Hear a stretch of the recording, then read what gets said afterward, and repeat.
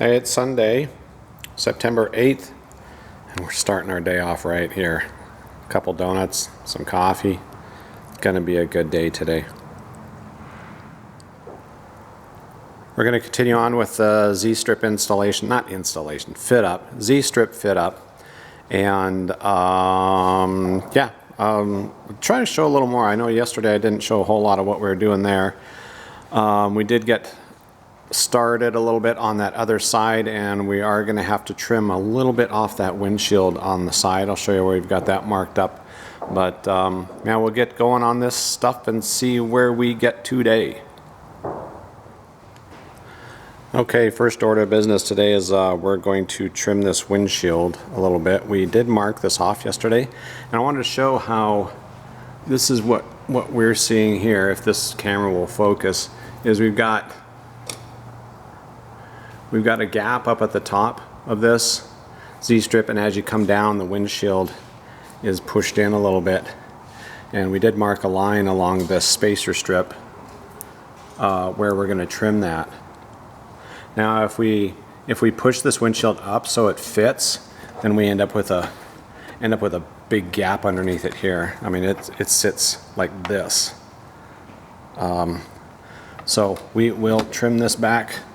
Take this windshield off. We're going to trim this back a little bit, and that's then we'll start fitting the Z strips and the spacer strips up.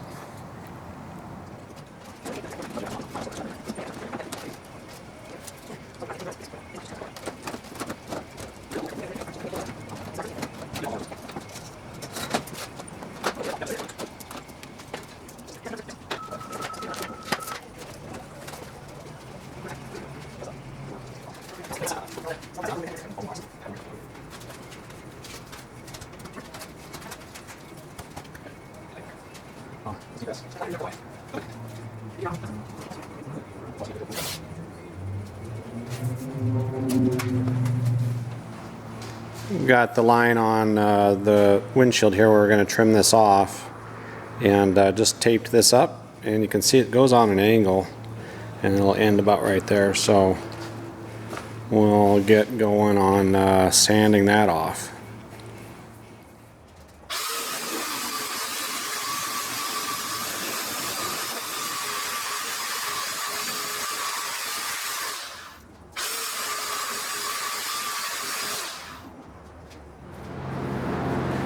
Got this edge sanded off, and then we followed back with a little bit of some 400 and just softened the edge along where we sanded that off.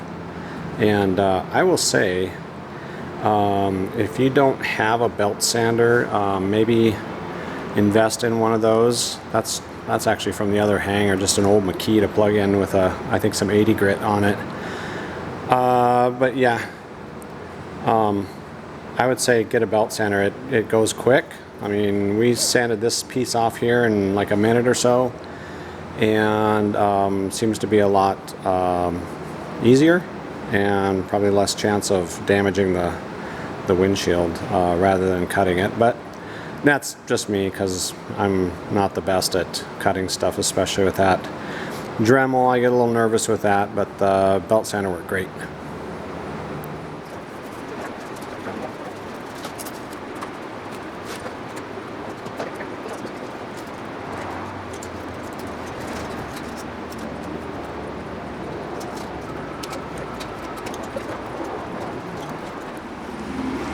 Okay, here is our right side inboard Z-strip. This is the top you're looking at, and we ended up just trimming off where the gusset weld is for the cage. We just trimmed that whole thing off, and then did that notch down there for the lower, the next tube down. That would be the door frame tube where it goes back to the aft.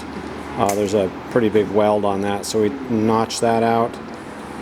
Took that off of there, and we'll see how this one fits up. We'll get started on this.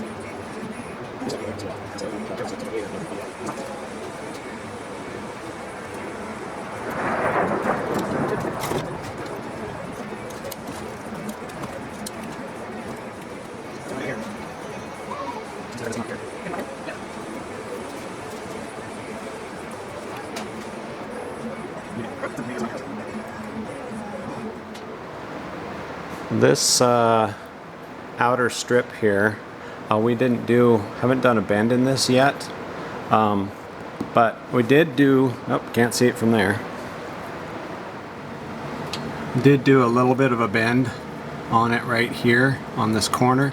Probably have to bring that out just a little bit. It's really pressing on there, and there's a little bit of a gap right here, so I think we need to bring that in a little more, and maybe this part might have to push that out, just put a little more aggressive bend on it. Okay, with this windshield on here now, we were able to kind of slide this back a little bit in here. I think we're against that trim strip now, and it seems to be fitting really good. There's a little, it's down against the boot cowl, and there's just a little bit of a gap right up here around the corner where it crosses this seam, and it's been this way ever since we did our initial fit ups on here. It's always had a little bit of a gap right there, so I'm guessing it just might be the form of the windshield, might be a little bit just out a little tiny bit, but I mean, it's not much at all. We'll probably have to trim a little tiny notch into the windshield right there where that rivet goes, because that edge of that windshield does sit right on top of where that rivet is going to be. Now the other side, again, it's been this way ever since we did our initial fit ups. This rivet on this side is back just a little tiny bit, so this windshield, this side sits just a hair forward from the other side there. So we still might need to just grind a little bit of a notch in there to make sure it doesn't ride on that rivet head once we get that riveted up. So here's where this outside strip on the top pulls away from the windshield, and so I marked this here and here. This is where it starts to pull away, and then this is where it meets up with the window on the top. So we're just going to do just a real gentle curve on this.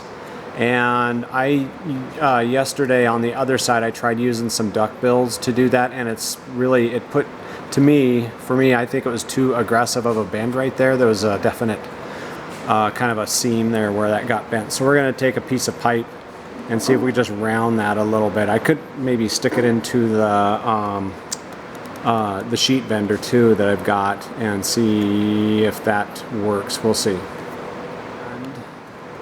Also, when you're fitting this stuff up, I would suggest we put like a double, triple layer of blue tape on the inside of this, because of where that strip contacts inside there.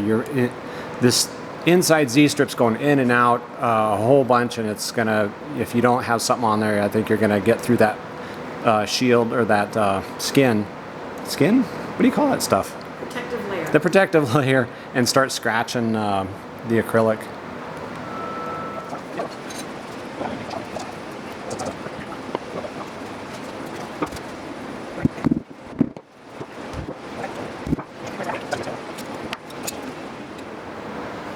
Got the strips fit up here and bent just so they're just snug against the windshield, and not snug, but they're just, you know, they're just touching against there.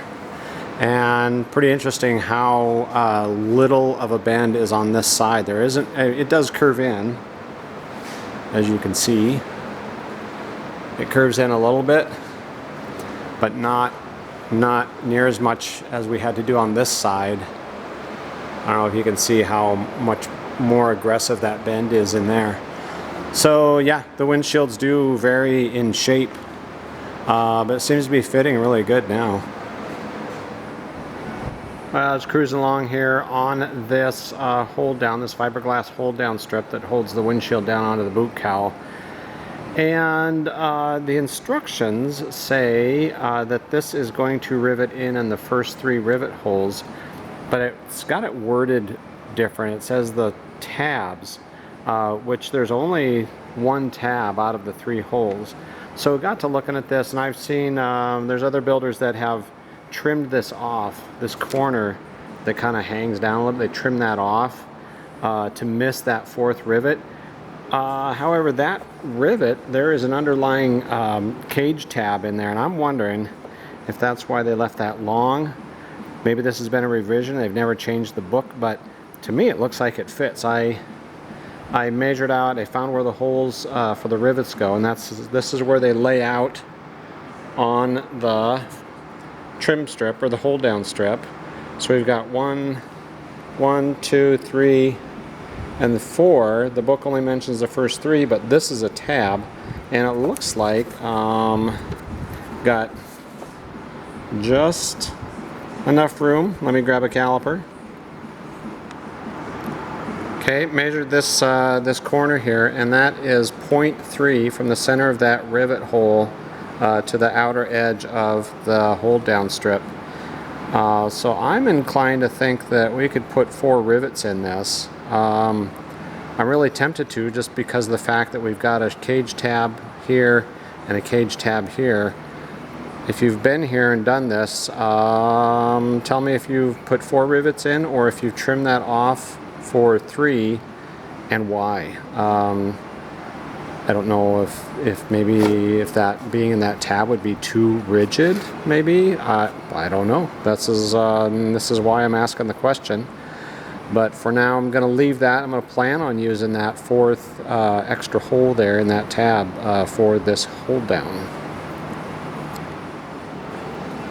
And same with the other side. This is the left side, port side, and measured this is at 0.33 from the closest edge of that.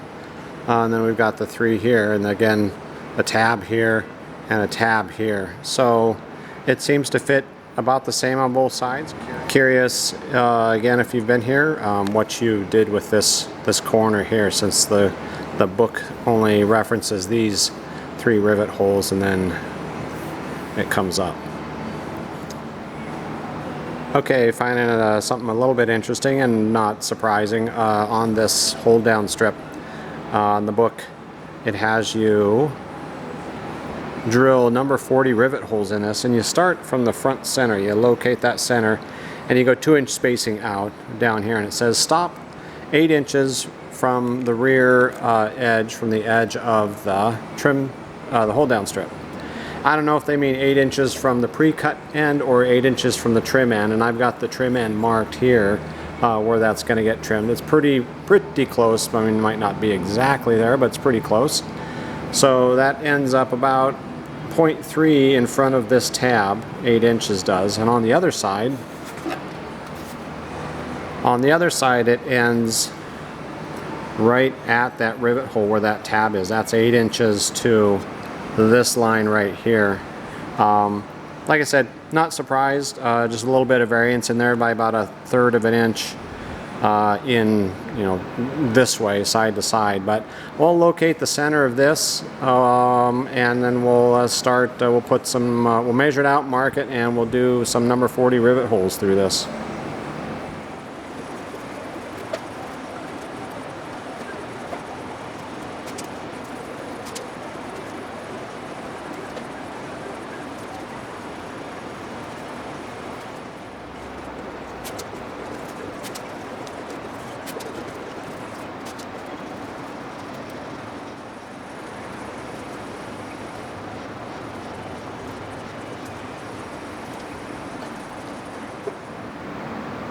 Okay, a couple findings here as I'm getting this taped down.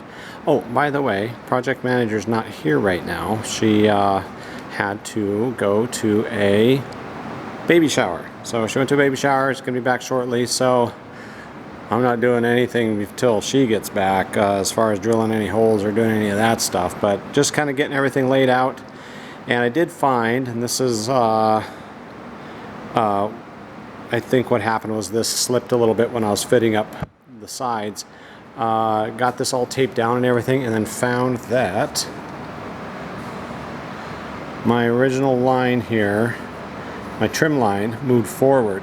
So it moved that back, moved this rivet hole forward a little bit, and then so I X'd those out. So I'll have to measure all this and remark where these rivet holes lay. But yeah, found the center line on the windshield and then dropped or transferred that down onto there. So now I can take that off and start doing the marking. And same thing here. So the whole thing moved a little bit. That moved forward since the other one moved back, or well, what am I trying to say? The other one moved back, this one moved forward. But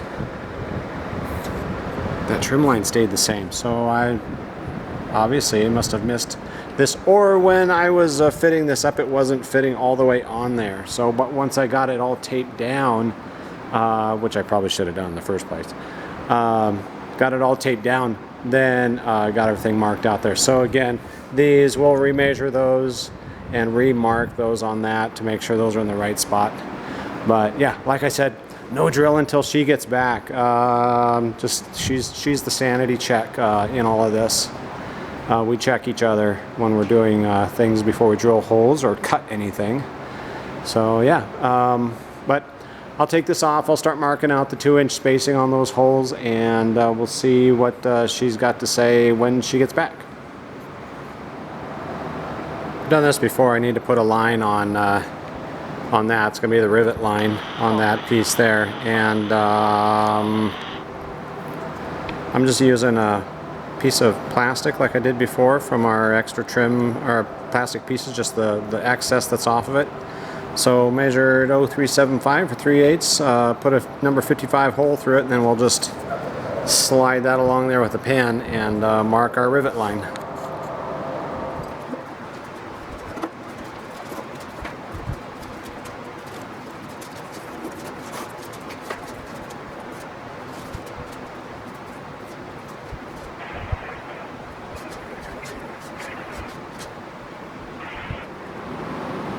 That little tool works pretty slick for drawing lines along there. I've got my 3/8 inch rivet line on here. There's our center line. We're going to start measuring out from there.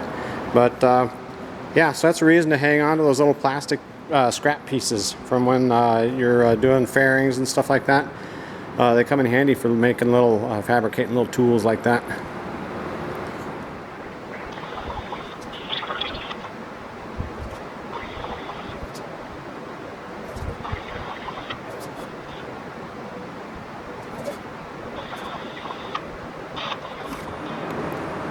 Alright, the boss is back. She's reviewed everything I did here and has given approval to proceed with drilling number 40 initial holes in the mating strip for the windshield.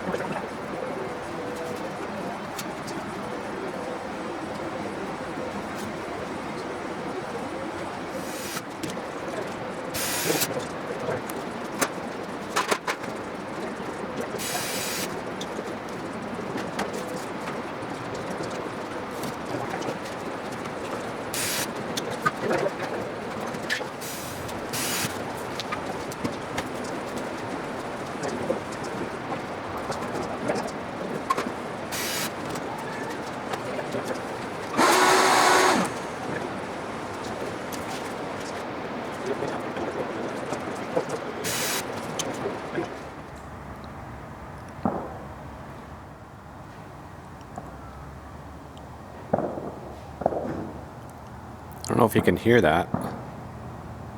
Gunshots. We got a gun and rod club. It's like right over the hill, which seems really odd. This airport has been here since like the early 1900s, and it's always surprised me that a shooting club got, well, I guess was allowed to go in down there. It's right off the departure end of our runways. But I don't know, in all these years, no one's ever been shot, but yeah, it's always something we think about when we're over here working, because those ranges, they do actually point towards us, and they're actually a little off that direction that way to the north, but it's funny. So hey, this is the weather check for the day. Getting smoky again out here, and last night we could see all them hills out there pretty good. But wow, to the south it was like super smoky. Can't even see the mountains. We have mountains that are about 50 miles away or so, and couldn't even see them yesterday.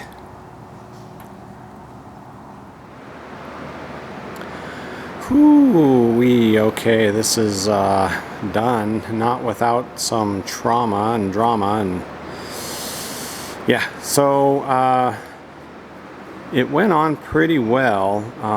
The only area of concern was this right here, and I was seeing this also when we were fitting this up. We just couldn't get this to lay all the way down on there. It's close, but it's not tight like the rest of it is. You go across there and down the other side, it's nice. You come get down about right to here, and it's fine there.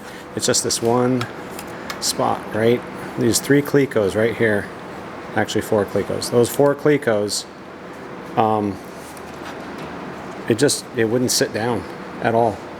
So I don't know if it might be maybe when they made this hold down strip, it got a little bit malformed. So we'll have to figure out what we're going to do with that, as far as like a filler in there. I don't know if that's going to be silicone or if that's going to be maybe 2216 when we do the hold down here. Maybe we can put some 2216 in under there, squirt that up under there